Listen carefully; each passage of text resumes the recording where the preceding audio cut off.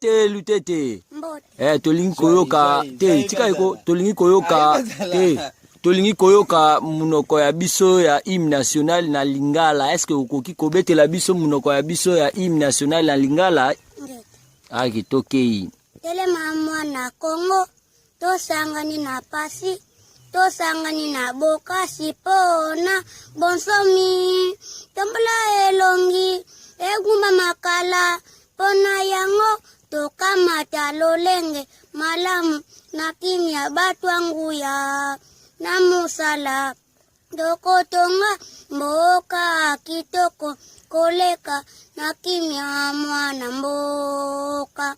Yemba nzemba lokumu na binwa bosangani na lolenda kumisa bendele nayo ya tina ya bonsomi Kongo pamba makongo ya bakoko Kongo mboka Kongo linga makongo toko tongisa yango pe toko batela monene na yango mokolo matuku misato na sanza ya moto ba mokolo mamoi ya kimya mokolo malokumu zala nanzanga nake mokolo malokumu pe yandai ya bonso mipoto tikel bakitani na biso pona libela.